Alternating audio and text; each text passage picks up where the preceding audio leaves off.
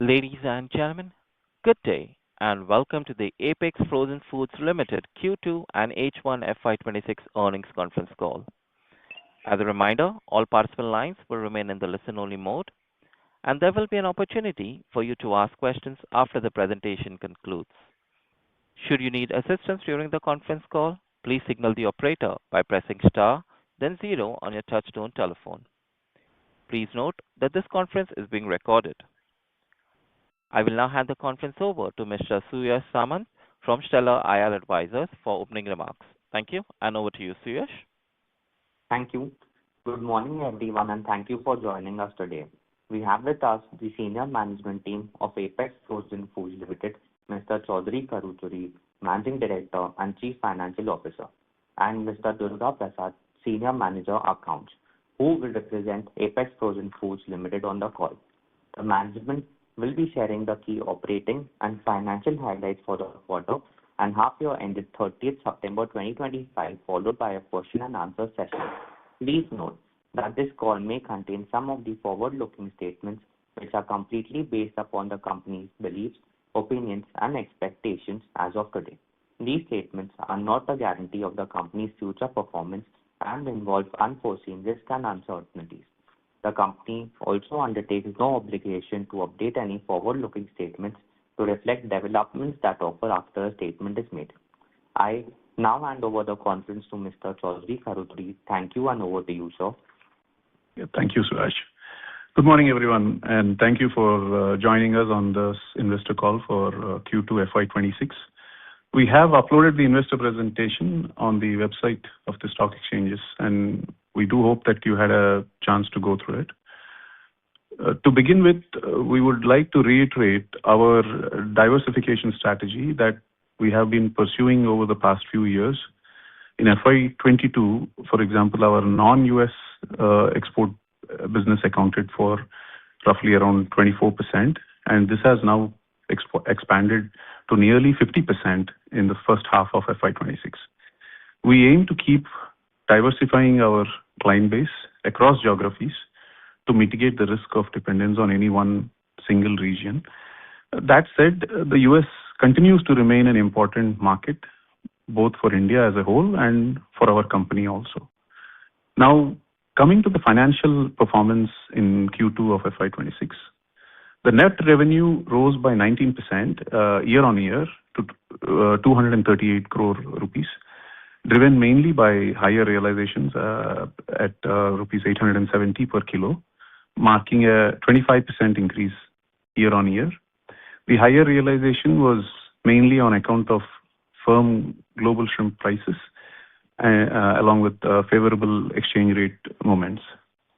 Now, sales volumes, of course, have declined marginally from 2,710 metric tons in Q2 last year to 2,606 metric tons in Q2 of FY26, mainly on account of the US tariff-linked trade uncertainties.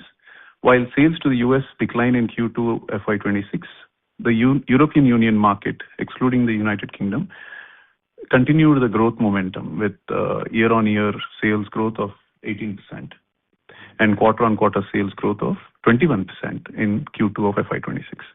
The non-US business share increased to 56% in Q2 FY25. Sorry, FY26. I'm sorry. Coming to the profitability, in Q2 FY26, the gross profit increased by 76% year on year and 9% quarter on quarter to rupees 96 crore with a gross margin of 39%. The margin improved by 1,200 bips year on year and 552 bips quarter on quarter, was supported growth in realization and stable farm gate prices. In Q2 of FY26, the average shrimp purchase price for the company was around rupees 321 per kilo, which was flat year on year and quarter on quarter. The EBITDA grew 284% year on year and almost flat quarter on quarter to rupees 18 crore, forming an EBITDA margin of 7.2% from 2.3% in Q2 FY26. Lower finance costs and depreciation aided further growth in profit after tax, which increased to rupees 12 crores in Q2 of FY26 from a loss of 1.7 crore in Q2 last year and rupees 9 crore in Q1 of FY26. Now, with regards to the first half of FY26 financial performance, our net revenue grew 29% year on year to rupees 497 crore versus rupees 386 crore last year. Gross profit increased 60% year on year to rupees 184 crore with a gross margin of 36% versus 30% for last year. EBITDA grew 130% year on year to rupees 36 crore with EBITDA margin of 7.1% versus 4% of last year. Profit after tax increased 877% year on year to rupees 21 crores from 2 crores in H1 of FY25. In terms of balance sheet, it continues to remain strong with our total borrowings reduced significantly over the past 3 years from 167 crores rupees as of March 2022 to rupees 41 crores as of September 2025. In the first half of FY26, the company repaid almost rupees 30 crores in debt, bringing down the short-term borrowings to rupees 40 crores and a long-term to merely rupees 1 crore as of September 25. Our net debt to equity ratio has strengthened from 0.34x as of March 2022 to 0.05 times as of September 2025. Reflecting our sustained focus on debt reduction and balance sheet strength. Improved profitability, lower working capital requirements, and depreciation. Our cash flow from operations have grown to 46 crores rupees in first half of FY26 versus 7.3 crore rupees in first half of FY25. Now, to conclude with, I would like to reiterate that with a lot of the headwinds in the previous quarters or couple of years playing out, we continue to focus on the basics, like strengthening of our balance sheet, diversifying our revenues mainly on account of markets, and continuing to ensure that we are ready for the markets as the overall situation improves. We are hopeful of a fruitful outcome from the ongoing India-US trade deal talks and look forward to improving export trade with US as well as other major markets like European Union, where we have been informed that the India-EU FTA is also likely to get concluded very soon. So we are watching the developments carefully and continuing our endeavor to take the right steps towards sustainable business development and growth. With that, we can now open the floor for question and answer session. Thank you very much. Thank you. Ladies and gentlemen, we will now begin the question and answer session. Anyone who wishes to ask a question may press star and 1 on their touchtone telephone. If you wish to remove yourself from the question queue, you may press star and 2. Participants are requested to use their handsets while asking a question. Ladies and gentlemen, we will wait for a moment while the question queue assembles. The first question comes from the line of Nitin Awasthi from InCred Research. Please go ahead. Hello, sir. I just want to understand the developments on the Europe front. Our facility itself was made, for the European market in mind to enter the European market. However, there were a lot of barriers to enter that market, including approvals not given and other quantitative, non-quantitative barriers. Now that India, EU seem to be on the right track for trade, have a lot of those barriers gone off, or are there still some barriers which stand in your way? As far as the barriers are concerned, definitely the EU market will continue to have, its own set of regulations and stringent checks and measures, checks in place, which obviously, will just maybe kind of delay the time required for shipping a particular order or any of those purchase orders what we have. But as far as the general barriers which are there, as far as restrictions which are there, they have all been removed.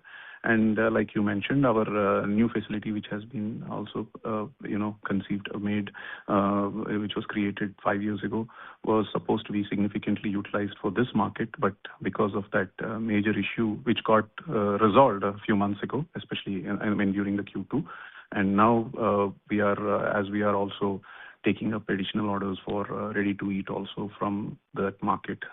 So that really, it is the big hindrance for our business to EU has been removed. But however, the regular, systems which are in place for the EU market in general, which make it a little bit, tough to, it's not really tough. It's just that the time taken for order delivery would be more in the case of EU compared to other markets because of the testing protocols involved and prior to shipment and all that. So otherwise, yeah, the major barriers have already been we have overcome all those barriers thanks to the efforts by Government of India. With that in view, are the regulations currently for approving our exports to EU in line with Vietnam? With that, what I'm trying to understand is Vietnam is currently the largest exporter to EU, and of course, India now has an opportunity to make a mark there. However, even the checks were quite stringent on Indian shipments compared to Vietnam, and that also was a hindrance in a way. So, is at least the hindrance reduced to the level of Vietnam, or is it still more to go? Okay, there's two. Mr. Nitin, there are two parts here. One is the general entry barrier which was there because they were holding up approvals of the facilities. That has been overcome. Now, when you are making comparison to another market like Vietnam, we need to acknowledge the fact that Vietnam has an FTA, free trade agreement, in place for almost 2 years. This is the third year, I guess. And they are at 0% tariff or duty. The Vietnamese shrimp products into the European Union are at 0% for ready to cook products, while we are at 4.3%. And also their testings at the destination on their goods is at 10%, while the testing on Indian consignments to the European Union are at 50%. So these two major topics which are there, one is that tariff barrier and the other is non-tariff barrier as far as the entry of consignments into the EU is concerned, that is being addressed right now as we speak in the negotiations of the India-EU FTA talks. And the soonest that we have been given the information, as I mentioned in the opening remarks, that it is going to get concluded very soon, most likely by the end of this year. So hope, and subsequently whatever the due process which will be taken up within the EU among all its nations, then we should be on par with the country or the other markets which you are mentioning about, of having, like the tariff barrier of that 4.3% additional on our ready to cook and 7.2% on the ready to eat differences there. And also the testing upon arrival of shrimp consignments from India currently at 50%, which is a non-tariff barrier. All these are being addressed right now. So once the FTA is done by the end of this year, that will totally keep us on par. That, I think that should answer your question. So we are all waiting for the FTA to even have these, one or two tariff as well as non-tariff barriers to be totally eliminated for the Indian shrimp consignments. Understood, sir. Thank you. Thank you. Thank you. We take the next question from the line of Bala Murali Krishna from Oman Investment Advisors. Please go ahead. Hi, good morning. Congratulations on good set of numbers. So the question is regarding the new markets which are opened, like Australia, and also some Russian market approvals also we have received. So what is the potential of those markets, and do we have any plans to export to those markets? Yeah, we are, of course, expanding, as mentioned earlier in the opening remarks. We are, of course, expanding to other markets, including Russia. And now Australia, they have recently approved after a long gap, almost a decade, more than a decade. There were restrictions with regard to Australia for shrimp from India, which those restrictions have been eased, and we are looking forward for to starting the shipments again with Australia.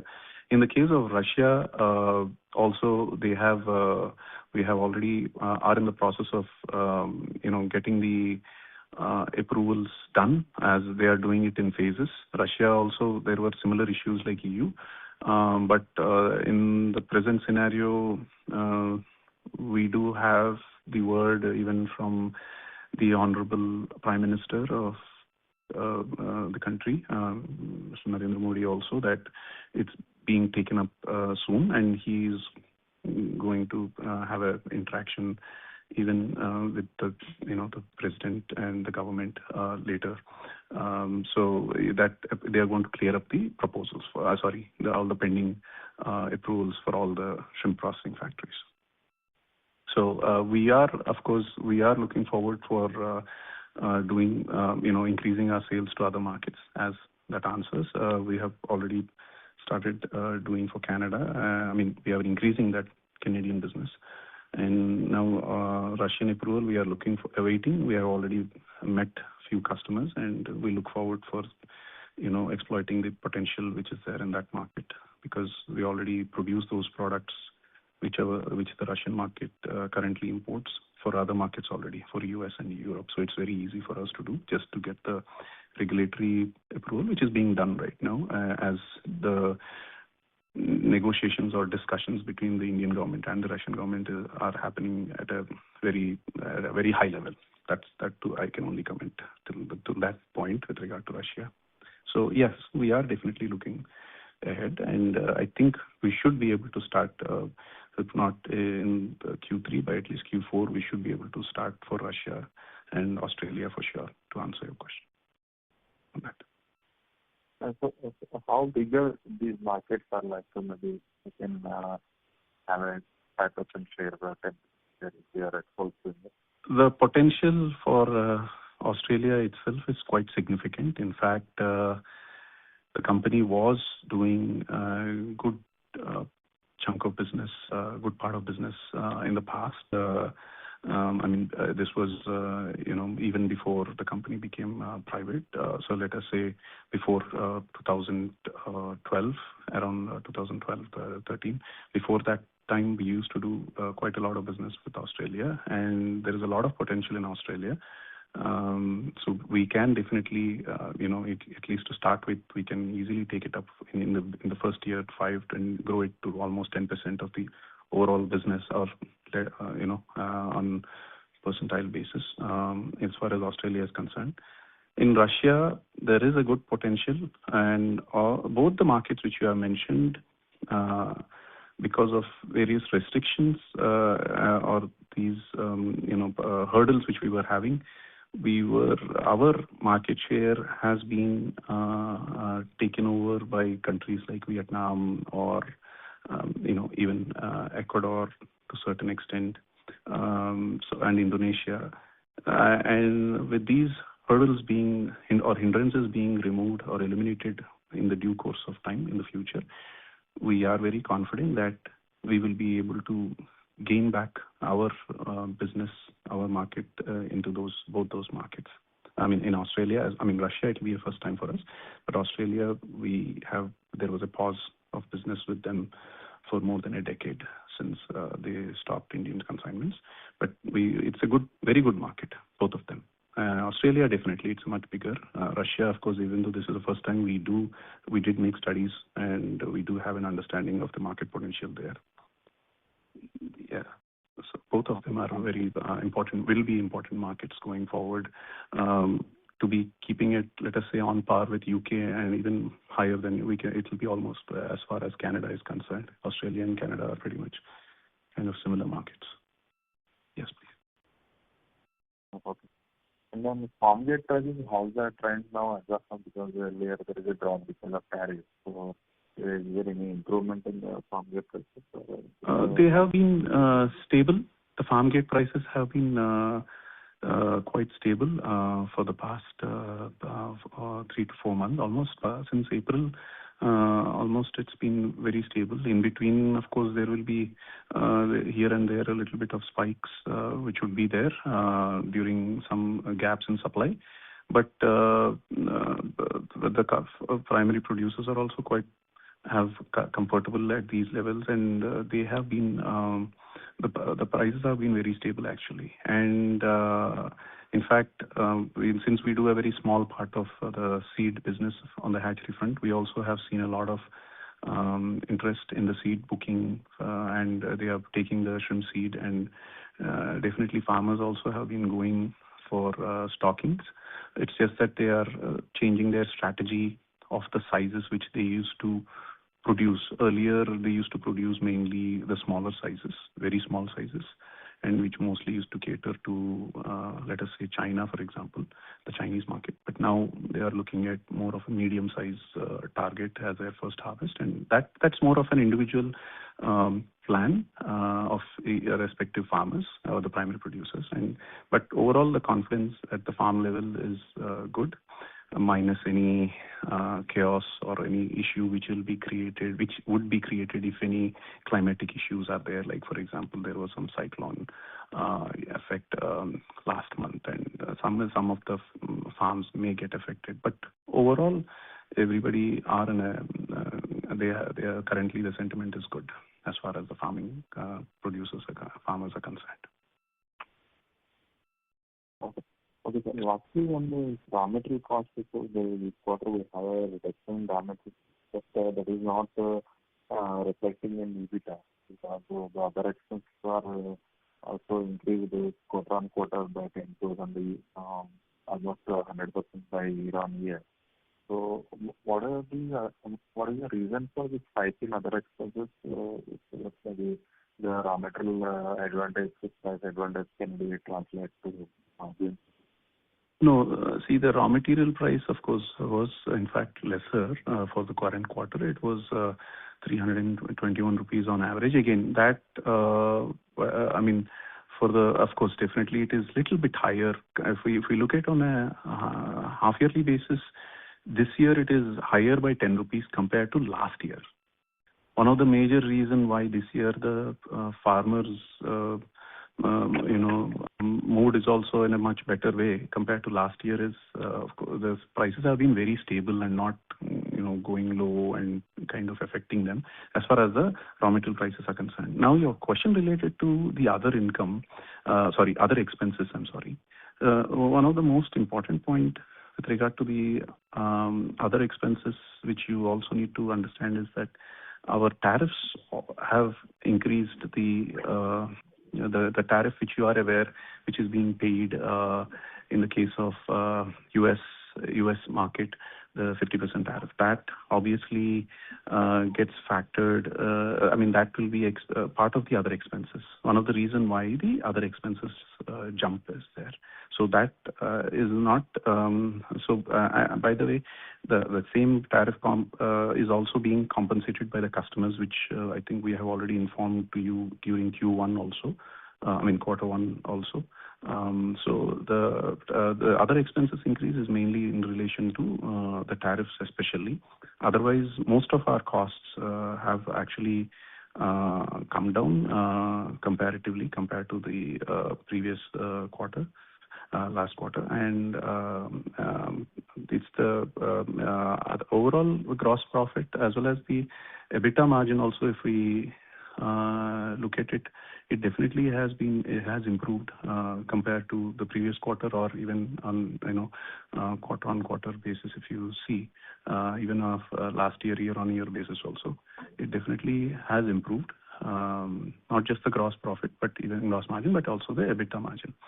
The other expenses part is mainly due to the tariff component, which you can see has significantly increased in Q1 as well as Q2 also. So of this year, of FY26. So mainly on the tariff part for the US market. Obviously, as we grow our sales to other markets where these tariff issues are not there, so that will get negated to that much extent. So with having a stable or firm selling prices from the other markets also, and this stable and good farm gate prices, our margins should maintain in a very comfortable manner. Okay, that's all from me. Thanks a lot for your explanation. Thank you. Thank you. Thank you. Ladies and gentlemen, please note, in the interest of time and fairness to others, we request you to restrict to 2 questions per participant and rejoin the question queue. We take the next question from the line of Sharon from SVS Family Office. Please go ahead. Yeah, good morning, sir. Thank you for the opportunity. Since our capacity utilization is only 30%, so how are we thinking to unlock this, or what could be the factors that could drive for unlocking this capacity utilization going forward, let's say in another 2-3 years? Yeah, of course, the capacity as such, utilization has been on the lower side, but now compared to last year, definitely this year it has been in a much better manner. But we are focusing on growing our, of course, as we diversify not only in markets but also our customers in the existing markets. We are confident that we will be ramping up our utilization. It is true that we did make some changes within the operations and even consolidated some of the operations during the Q2, but that is just a standalone one-off case where we have been focused more on operating in one facility and trying to produce more out of that so that we can bring down our overall costs. But going forward with this diversification in markets and adding up more to the order book, we do plan to increase our utilization of our capacity even further and rather take it up to 50% minimum over the next 1 year for sure. That is the idea. So, which actually we have been planning this year also to take it up to almost 14,000 to 15,000 metric tons in this year. But of course, in Q2, there was in the beginning of Q2 there was certain issues with regard to supply on certain sizes, so we couldn't take up that. But next, going into the future years, definitely we look forward to increasing the capacity utilization even further, aided by these diversification plans, especially. Okay. Thank you, sir. Just a follow-up to this is, if we unlock this capacity utilization, ideally, rough back of the paper calculation, it means that our revenue should be touching somewhere around 2,400 crores. I mean, that's the ideal. Let's say if I reach up to the 80% or 85% of the capacity utilization, right? 2 factors here is with regard to capacity utilization, we would be more focusing on producing more volumes. Now, whether that would entirely bring out the revenue number is a different question, because as you know, the revenue is determinable based on our realization in dollar terms, also in the rupee terms. As you also notice, the foreign exchange gains, especially with regard to the depreciating rupee in the past 2 quarters, have definitely helped us to maintain on the revenue. And however, we all need to acknowledge the fact here that the more expensive a product becomes, it cannot sustain for a long period at that levels. So there would be corrections, whether it is, for example, even these tariff, these current selling prices which are there for US market, especially with the tariffs Whether they can sustain for a prolonged period, that is definitely questionable, obviously. And the sooner the tariffs are removed or reduced, it should be encouraging more volume. That's what we are looking forward to. So I wouldn't exactly be able to give you a number or an idea on the amount of revenue, but rather we would be focused on our volume growth for sure. And in the present scenario of between the 700-800 rupees per kilo, and even further value addition as we develop, even taking it up to 900 and 1,000 rupees per kilo on realization front, definitely the absolute revenue will be in relation to that. But our focus mainly will be on growing the volumes, especially. But if you ask me today it is not appropriate, because tariffs are also playing a big role in the way the revenue is placed in today's scenario, which we all have to acknowledge. So, but as these tariffs get removed, which eventually have to be reduced or removed, because for us, everybody, so that the consumers can continue to, consume the products and buy these products, and that way we can also grow volumes. I hope I'm sorry, but we will not be giving you much of, No, thank you. No, sir, but I'm not asking. I was just asking from let's say from a 2-3 years perspective, taking 10 years average rate, and then you can just help us in understanding the potential. It's just about measuring the potential of the current capacity. If it shoots the capacity utilization goes up, what could be the potential revenue is what I was trying to maximum. We would only be able to give you a idea that if we are able to achieve a 70% utilization of our current capacity, we should be looking at around 20,000 metric tons in the due course in the next few years. Right. So that is, and usually 80-85% is the max out of any fixed capacity we have. Beyond that, it is not possible to do. It's a challenging. It's not in the interest of the machinery which is there. So that is what we can inform you at this time. But definitely, based on that, the revenue would be there accordingly. But we just gave you an idea of how to what level we can do our volume going into the future years, when we touch up as around 70% of our roughly going to 18-20,000 metric tons in the next 2 to 3 years. This definitely a sustained volume growth. It should be sustained also. It's not like we just do it in one quarter or do it in 1 year and then again it comes down. That is not the idea. So we want to have a sustainable growth.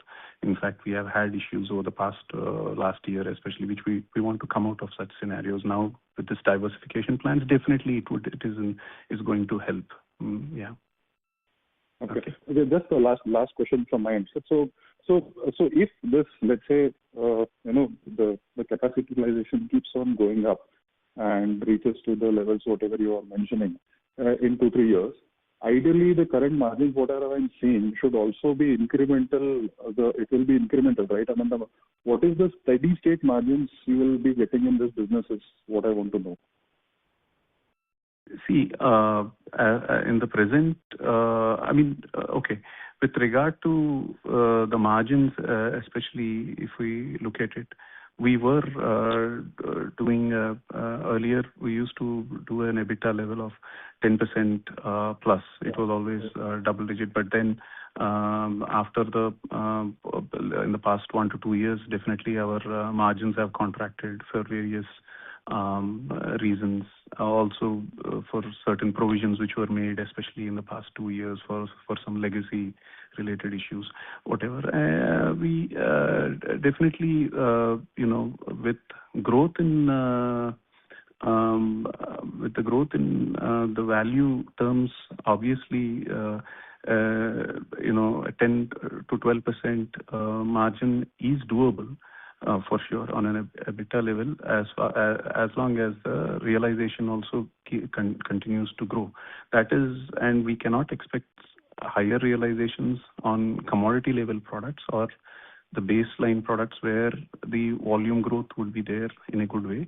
But as we definitely increase our value-added output, which is just not our focus, even Government of India today, especially even to the level of the Honorable Prime Minister is asking us to grow the value-added component more in that component. So that definitely would be not only just enhancing our on revenue numbers, but revenue on sales alone, but it will also be enhancing our margin so that we can have a stable 10-12% level, which was there. It's not like something which we did not have in the past. So it's not something we missed on the past few years. It was a little bit challenging for various issues, but those, as we overcome, and all these positive news which are there for our industry, and especially from the markets with which we deal with, definitely we should be looking in that direction. Okay.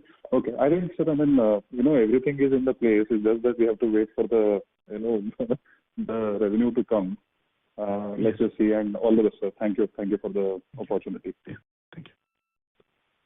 Thank you. We take the next question from the line of Siddharth Shri Kumar from iThought PMS. Please go ahead.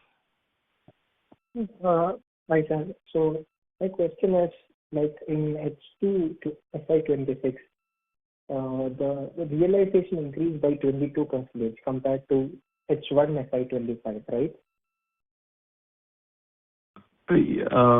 Sorry, you said the realize? Can you repeat?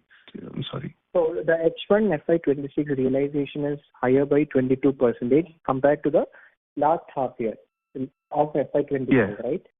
Yes. So how much of that is due to increase in tariffs and let's say the dollar depreciation?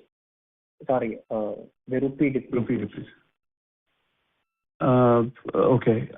See, with regard to tariffs, you need to understand currently, especially in the first quarter, we were mostly paying 10% tariffs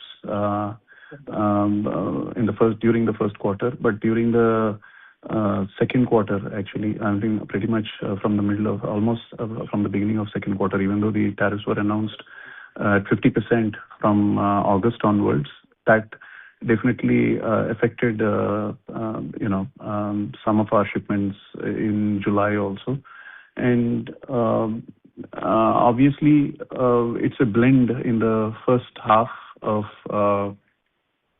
the current fiscal year, where the tariff component is 1 minute. Sorry. That was the tariff alone was it will be roughly around on the sales. It will be around nine. I'm sorry. It is almost it's a blend. Only the tariff component was around 9%. I mean, that is because we have diversified our markets and we are not doing everything anymore on US. So only on the tariff between the two quarters, on the absolute number basis, we had to pay around 39 crores, roughly around 40 crores. Sorry. So that is which would be translating to roughly around 9%, I guess. So hello. Okay. Sorry, 8.5% on the tariffs alone. Now, rupee depreciation in the previous quarter, compared to last quarter, of course, last year first half and this year's first half, we did have definitely a good in our advantage, in the industry's advantage as well as the company's advantage. Definitely, we did have a good depreciation of rupee, which helped us. So that is to the extent of almost we had around I think we roughly had around 5 to 6 rupees compared to last year. But the most important point here is with regard to revenue, the sales, the unit value in dollar terms without the tariff also was very stable compared to last year. The main important part is this, that even the prices, the selling prices without the tariff also have remained quite stable this year compared to last year. So overall, the demand in the market from various countries, I mean, USA, of course, continuing, that definitely helped us to have a good realization in dollar terms, as well as, of course, supported by the foreign exchange. Definitely, it helped us in the rupee terms also. Oh, Yeah. understood. So Sure. you said to an earlier participant that, let's say, you see potential of doing up to 10% of your current business in Australia. I mean, I don't know if that is what you meant. Yeah, we said there is a potential to grow till 10% of our business to over a period of time. That was what I said when the earlier participant was specifically asking what exactly is the potential there with the market of Australia, for the market of Australia. That's what he was specifically asking. And I was telling we could 10% of our business, which we could take it up, and we were telling that I was telling that we could grow it till that level, because it's a very good market which we had in the past, but we lost it over the past decade, and now we are looking forward to regain it back soon. Understood. So one more Janet, question I would have. request you to please join the queue. Okay. Thank you. We take the next question from the line of Unni from Geojit Investment Limited. Please go ahead. Hi, good morning. Thanks for the opportunity. I have two questions. So one is the continuation from the earlier participant. So the tariff impact, if I want to understand, in other expenses, how much is the tariff amount? If we can bifurcate it, it would be helpful. In our case, for the half year, it was 40 crores. 40%, right. And the second question is, you had mentioned the previous call, right, if we get the approval from EU for the new facility, that is the RTE facilities, around 2,500 tons of additional volumes you expect. So you continue with that expectation, maintain that expectation? I'm sorry, can you repeat this question, please? I'm sorry. The RTE facility for the since we got the approval from EU. Yes. How Yes. would be the volume, additional volume you expect? In the previous calls, you mentioned about 2,500 additional volumes. So if you maintain that, that is what I am asking. Currently, in the volume, what we have so far we have done currently in our sales of for the first half of roughly we have done around 5,600 metric tons, out of which currently the EU market is around 46%. So we are in fact growing it even further. We have good set of orders for that market, except for certain regulatory hindrances which will be there for that market while doing shipments. But otherwise, we look forward to grow it even further, and definitely in FY26 we will be doing the highest amount of volume. In volume terms, we'll be able to do highest amount of sales with to the EU market for sure, as we have engaged with a lot of customers in a diversified way in the entire European Union market. So yeah, we are currently already at doing currently we are at 2,300 metric tons already as far as EU is concerned. Sorry, I'm specifically asking for the RTE facility that you recently got. In the case RTE, we have, yes, RTE we will be able to do it for sure, which will be more possible in the next fiscal year, because as you know, we have received the approval and we have already started doing RTC in the end of Q2. And RTE, we have taken up orders now, and we are continuing to take more of those RTE orders for the EU market in Q3 and Q4. The impact of the RTE, we should be able to see more of it towards from next year, because the full year we will be able to take it up. We'll be able to exploit that potential to the fullest next year. So how much, if you can give a guidance for how much it is, since you have mentioned you have already the customers you have already, so how much it would be in terms of volumes from this RTSS? From this, this year, of course, we should be doing around 1,000 metric tons max, on a higher side, which tentatively in the current financial year, roughly we should be able to do around 1,000. But next year we should be only in the RTE we should be looking at 2,000 to 2,500 metric tons as stated in the earlier call. Okay. Thank you very much. Thank you. Thank you. We take the next question from the line of Ashok Kumar from EY Company. Please go ahead.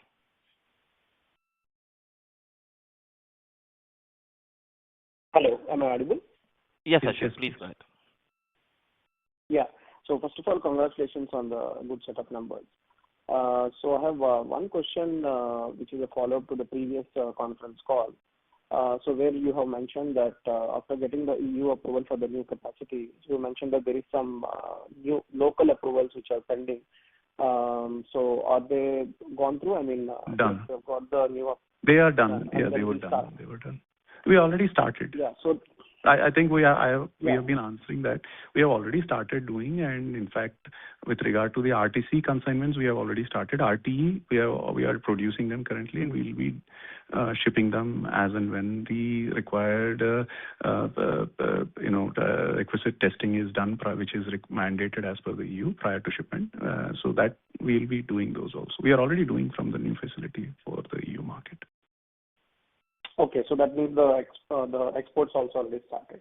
Yeah, they have started. It's just that it started towards in the current Q3, not in the present quarter it did start, and we are already taking up orders and further orders also, growing them from the new facility. Yeah, out of the new facility.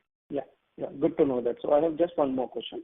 Yes. So with regard to the U.S. tariffs, after they have been moved to the 50%, I think this would be the first quarter, the current quarter, which is Q3, which is going on. So this would be the first quarter which will have a full quarter impact of the 50% tariffs of the U.S. side.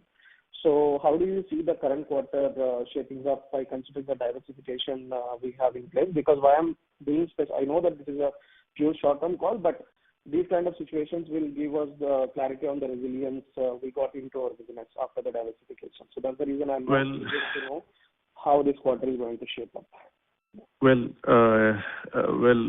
As trade negotiations continue to happen, and there are dialogues happening parallelly during our company's quarterly con call, but also parallelly there are negotiations happening between the governments. We should see whether the entire Q3 will really be exposed to the 50% tariffs or not. I don't know. It is too premature to state. However, the impact of the tariffs is there, and we wouldn't conceal that fact, but it is a fact that it is there, and we have had certain issues where some of our orders had to be moved to some other market, because obviously at a 50% the consumers or the customers are unable to take up at that cost. So definitely such impacts are there. But then there are also other clients or customers who have accepted to absorb the 50% tariffs, and they are willing to give additional orders, asking us to continue to ship as they need the product. And there are certain customers who have set programs with India specifically and with our company specifically. We are continuing with them, but definitely there is kind of a disturbance in the overall planning of our customers, and it kind of we believe it's a short term, and it will remain short term. And supposedly the trade negotiations which are happening between India and USA, and positively they come up with a resolution very soon.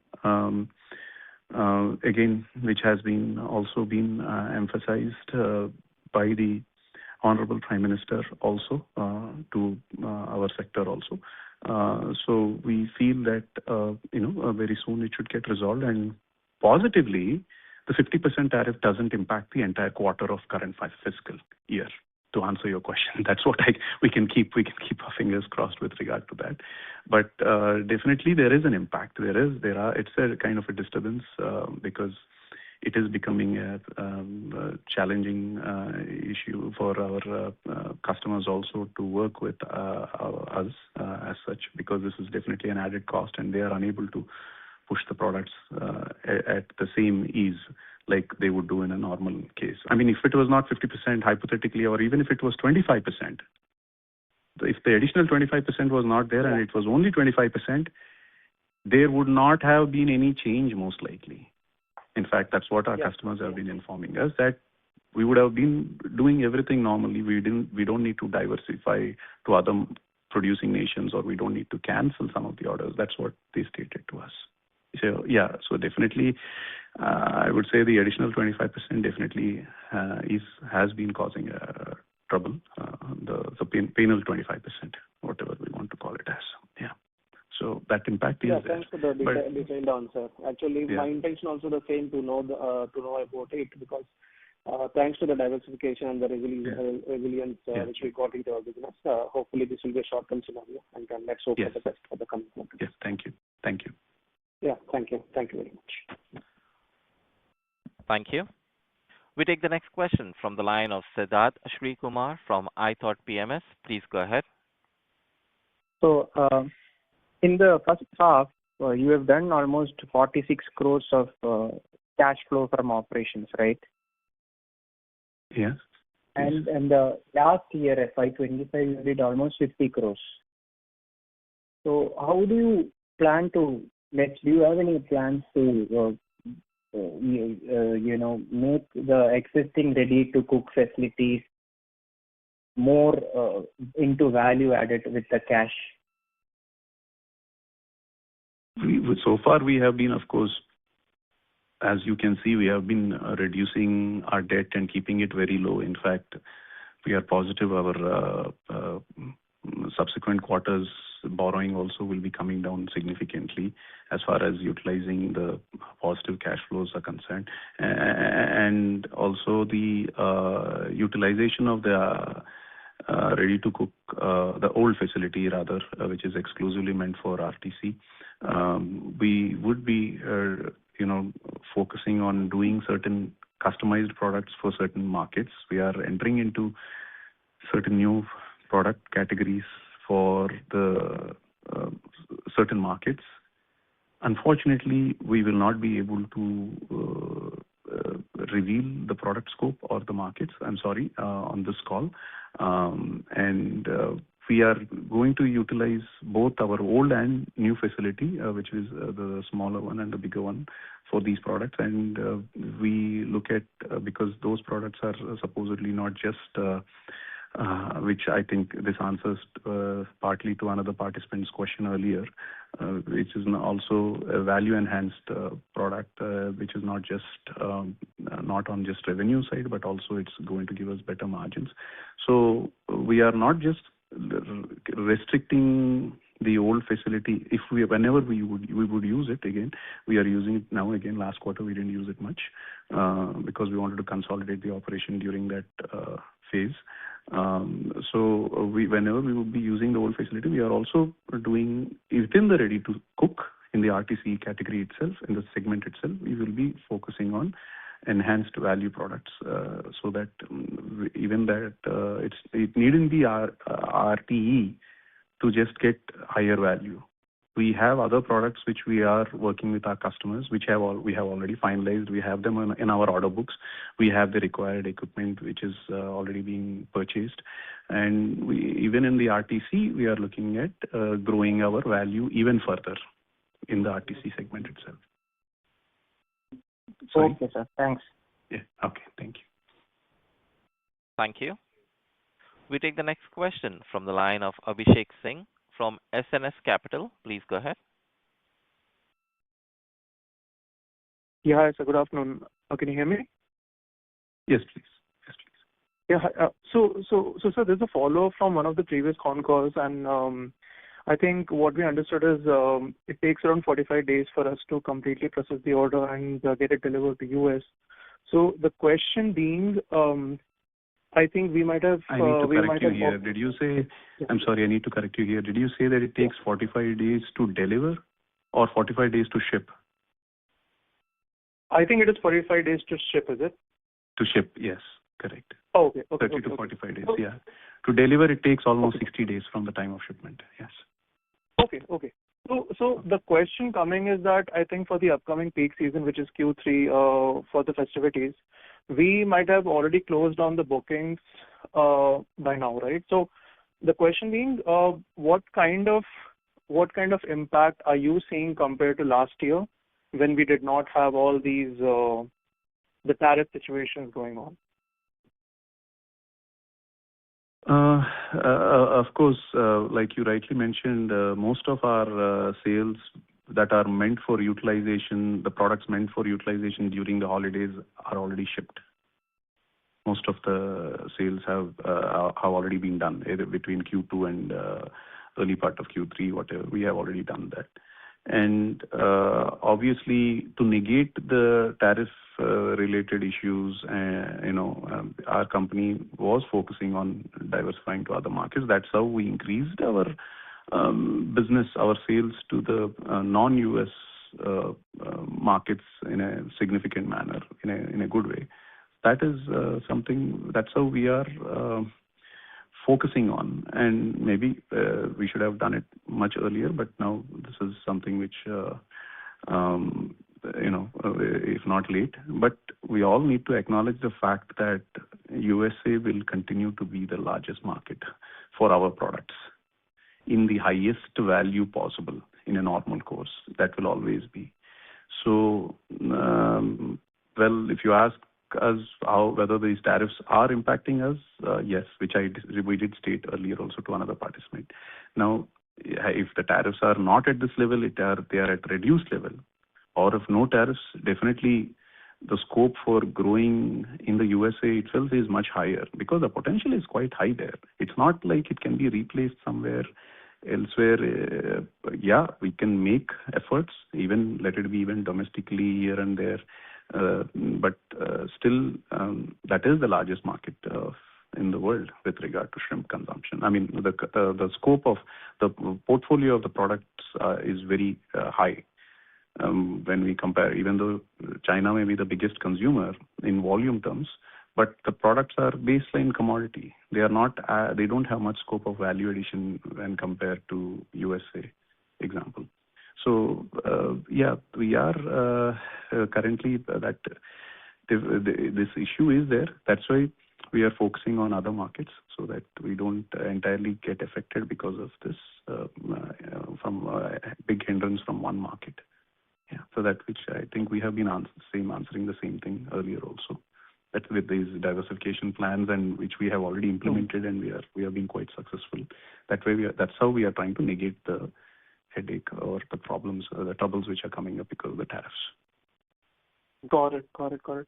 And so the second question is, I have not heard about, but do we have any ongoing issues in terms of, because shrimps are very much coherent to the diseases. So do we have anything ongoing recently? Nothing specifically recently, which is different from what it has been there already. So it's not something specific or something new. So as far as diseases at the farms are there, during certain times of the year when the climate is favorable for the disease, they kind of attack those farms, and after a period after that period is done, it comes to normalcy. So it's the usual. It's nothing unusual at this time. We didn't have any of these specific episodes that have actually impacted in a big way. Okay, and just a last question. So suppose, I'm talking about a best case scenario now. Suppose the trade talks, whatever have been happening, they go in line with what the company or the investors are expecting. So do we have a way with these suppliers based in US for them to come back to us rather than, whatever they have done so far within Q3 obviously, as part of their diversification process? That will more impact Q4, to answer your question. Yeah, if they come in Q3, obviously that will impact the shipments of Q4, not within Q3, correct. Right? You get the point, yeah. Because let us say their plan for buying, if things are resolved within Q3, definitely their plans for buying end of Q3 and early Q4, all that will get changed. Definitely, it will get changed. We are confident of that based on our discussions with our customers. Yes. Okay. That's it, sir. Thank you so much. And yeah, thank you. Thank you. We take the next question from the line of Nitin Ranjit from Frontline Access Capital. Please go ahead. Okay, thanks for the opportunity. And I think you have touched upon this issue a few times in the call itself, but towards the end of your interaction with the last participant, I think the management kind of told us that we are still viewing US as one of our major markets. And that's just kind of puzzling because, Ecuador actually has favorable tariffs when compared to us. And, I'm sure that, the Indian government and the US government would ultimately reach some consensus on removing these tariffs. But in the short term, how much feasible is, how feasible is it for us to actually export into the US given the arbitrage? Because, just looking at the tariffs which Ecuador enjoys, it's something like just 18% as compared to something like 50% that we actually pay. So in the short term, don't you think exports in the US as such have become kind of unviable? Because I'm sure that I guess you might have missed the point here is the customers who are buying produce, the customers from USA who are buying the produce products from India are bearing those tariffs. So as far as viability is concerned, it should not be affecting the Indian exporters with regard to tariffs, as far as the viability is concerned. However, the quantum, the volumes definitely will have an impact, of which they would have an impact to a certain extent, because not all customers in the USA are in a position to absorb these sort of tariffs of 25% plus 25%, example. But they are obviously, please understand, whether it was 10% in April 2025 or 25% in August and subsequently another 25%, making it total 50% from 10 to 25. Then again, from 25, they added another 25 and made it 50%. So whoever have been buying, they are absorbing those tariffs. So it's more about our volumes maintaining, growing, or continuing or reducing. That is the only point which we would have with regard to USA market. But definitely, viability-wise also, as we stated to an earlier participant, the prices have remained firm and stable. They have not softened or anything at the customer level. With the 50% tariff also, the prices remained stable. It is not like 50% has come in to play and our without the tariffs, our sales prices have come down. No, that situation was not there. So that way, that is one of the reasons which I think we explained in our opening remarks also, that the margins remained good, mainly on account of these three factors. One was the exchange rate fluctuation and farm gate prices, but our realization in dollar terms also was good. It was high. It was very stable. So right now, because of the demand within the US or whatever, certain other issues from other origins, whatever it may be, the reason, but our prices remain quite stable there. So we don't really have an issue as far as viability is concerned while doing business with USA. The whole point comes to whether we are able to do more and more volumes than what we would have done if it was not 50% tariff. Maybe that is where the situation is currently. So you don't see our marquee customers in the US moving towards suppliers potentially from Ecuador, which has several terms. Yeah, no. We did not say. I did tell you. I think we answered that some customers have moved their buying, diversified their buying from us to some other origins. It did happen because But your earlier question was about viability. And in such a case, the cost of the company did not increase because of those tariffs. However, the volumes, our sales definitely we definitely have lost some of our volumes. We could have done even more if we had not had some cancellations, or if some of our new future orders which were supposed to come to us did not come to us and they have moved to other origins. That was one of the reasons. I mean, not the only reason, but because we have started our diversification much earlier, even before these tariffs actually kicked in April 2025. But we have diversified even further, and now we are growing our business into other markets. So, but to say that USA will no longer be viable or it will not be a feasible market to do business, not right. Because even today there are customers who are continuing to buy, who are willing to buy from us by bearing those tariffs.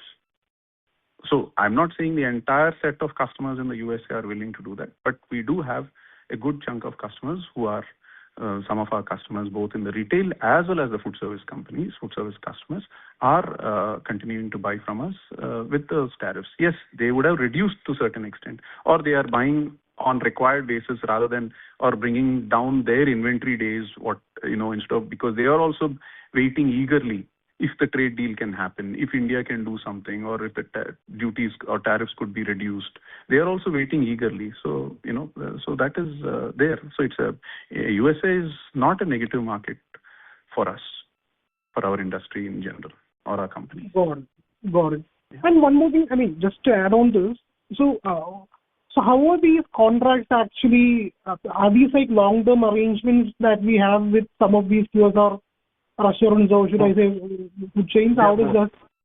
There are both. There are short-term, medium-term, as well as long-term. But long-term is not beyond 10 months, 12 months. There's very limited customers which we deal with, where certain customers where we have such contracts. But most of them are short and medium-term. Like, to answer your question, it is 3 to 4 months at the most, max, usually. But the ones which are at 10 months, 12 months and all that, very limited. And there are specific customers who need their programs, which they have been working with us for many years, and we continue to do such contracts. And even in such contracts, please understand, all our contracts post-tariffs have been revised, accommodating these tariffs. So just because we have had a 6 months contract and suddenly, because this change on tariffs was not specific to our product or our country alone, right? It happened everywhere. And when the customers needed these products from us, they have amended their contracts accordingly. And tomorrow, when these tariffs will be removed, we will again be going back to our contracted price. So that is very clear understanding between the customers and us on that part. Okay. Fair enough. And if I could just squeeze in one more question, and this is regarding, I think you had kind of mentioned something like 2,500 tons of ready-to-eat exports into Europe. So how is this going to pan out? Is this going to be some kind of a white label thing by which we supply, or are we going to actually brand our products? No, we are not going to brand our product. It will be in customers' brands only. We have our customers who are currently sourcing those products from other origins. While they have been sourcing the RTC products from us, now ready-to-eat products, they have been sourcing from other origins, and now they have started after they understood that they got the confirmation that we are done with all these procedural part and approvals have been done. They have started. And as I think we have mentioned specifically to an earlier participant, that we would see a bigger impact of the RTE more into next year, next fiscal year, because in April, May is the time when they will be locking in most of those contracts. Even for me, because as we also stated to a different participant, that most of the buying almost till the end of this current calendar year is pretty much done, and whatever is required for the next 2-3 months in Jan, Feb, March is mostly the residues post holidays. And so we are looking forward for a good buying even for RTE from the European Union market for in the calendar year 2026 for sure. And that will definitely have a big, a good impact, let us say, for our company for FY27 for sure for the full year. Okay, I know it's early times to make how much of margin eccentric, how much of impact this RT versus is going to have on the margins, but all the rest. Sorry, I did not get your question. Well, sorry. in terms of ready to eat white label sales to the European Union, I know that these are earlier times, but what sort of margin impact, margin eccentric impact can we actually envision going forward because of this? I mean, typically, generally, on an average, all RTE products margins will be hovering around, roughly around 50 cents plus or minus per kilo. Sorry, could you please repeat that once more? 50 cents per kilo, I said roughly. 50 cents, okay. Got it. Yeah. US 50 cents. Okay. Thank you and all the best. Thank you. Thank you. Ladies and gentlemen, due to time constraint, we take the last question from the line of Chintan Mehta from Lloyds LLP. Please go ahead. Hi. Congratulations, sir, for the good set of numbers. Extremely happy with the kind of numbers and the management, efforts. Sir, I mean, listening to the whole con call and the things you've been, there's a definite fact that we lost some of the clients in US, but the team pivoted, the management pivoted, and get to the other geographies. But I'm a bit confused out here. Is that I want to understand that we have lost volumes in US and you try to make up in different geographies. I want to understand when we shift this volume to different geographies, are we seeing that those volumes will be more permanent in nature, or it's kind of a one-off that you are seeing the shift and we just diverted our shipments. So when the volumes come back to US, those volumes still remain intact, and the US will regain the lost volumes, and that will actually add to the volumes. So are there any possibilities that the new relationships are being explored in that different markets? We see a more double growth out there. I mean, I'm trying to understand the overall picture. Is it possible for you to explain that? Yeah. First thing, the relationships which are new relationships or new markets which we are diversifying into, or the new business which we are trying to grow, is not temporary and is not purely only because there is a temporary problem or is likely to be a temporary problem in the US because of these tariffs. No. These markets, these relationships, and those sales will continue to grow, and of course it depends on that market potential and those customers, obviously, but it is more on a permanent basis, to answer your first question. And when hypothetically, whenever the tariff reduction or tariff removal, whatever, either of those happens, and as our volumes grow, even with the US market, we will be gaining back our volumes also for sure. There's no doubt about that, which has been clearly stated by our customers multiple times. Because of this additional 25%, the second 25%, it's becoming really a problem for them to absorb.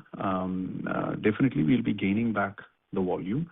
And obviously, this will be in a win-win situation for the company as such, with regaining the volume from the US market as well as the newly achieved sales volume, which out of these new markets. Definitely, it is in the interest of the company, and it will be it's only in the good for the betterment of the future of the company for sure, and it should be long term, long standing. So it's nothing. None of this diversification is temporary. To answer your question very simply. It's all permanent. It's on permanent basis, please. I mean, excellent. That quite sums up a lot. So, I mean, somewhere in the con call you again mentioned that the clients lost they have diverted the volumes from the different originating countries. So when when the US comes back or if the situation gets normal from on a tariff and so you mean to say that those lost volume they will be discontinuing with their temporary originator. I mean how the things works out. I'm trying to understand that when we have lost a certain kind of a relationship due to tariff and they might have found that volume from a different player. So when the tariff gets normalized, so they will discontinue with that part of the market. I'm trying to understand that wouldn't that be a challenge again to reinitiate that particular volumes lost? Well, the only reason why our volumes currently, if any lost, if any being reduced with any customers, are purely based on the tariffs, additional cost, which obviously those are other origins necessarily do not cost them that much. But however, the delivery point and consistent supply which is possible, from India, from our company, in India in general, definitely customers are looking forward to come back again to India and absorb that, their requirements, future needs. Obviously, it's not like they're going to cancel today's contracts which they have. Yes, which they did in our case. Maybe it's premature for me to state today that they will be canceling their contracts and awarding that to us. Currently, we know they have had a lot of delays also. In fact, some of them have been taking some additional volume, which was not planned with this 50% tariff. They are also taking some additional volume from us, even canceling from the other origins because they are having a lot of delays from their side. So because they need the product, so in spite of getting their end customers confirmation, they are actually getting an end customers confirmation on bearing the additional cost. They are taking the volume from us also, additional volume. It's not significant, but it is there. So getting back the volume, if the tariffs are removed or reduced, is not going to be a big problem for us from the US market. Now, as India also, it will not be a problem, and for the company also, it's not going to be a problem. That's how we see it. Thanks for answering my questions patiently. Really appreciate it. Thank you. Thank you. Thank you. Ladies and gentlemen, with that, we conclude the question and answer session. I now hand the conference over to Mr. Chaudhary Karuturi for his closing comments. Yeah, thank you, one and all, for making it to our investor call of Q2 FY26. For any further queries or clarifications, you can always reach out to our company on the email address ir@apexfrozenfoods.com. And we also have Stellar IR advisors as our investor relations. They can clarify any information, any queries or doubts you have. Yeah, thank you very much. Have a good day. Thank you. Thank you, sir. On behalf of Apex Frozen Foods Limited, that concludes this conference call. Thank you for joining us, and you may now disconnect your lines.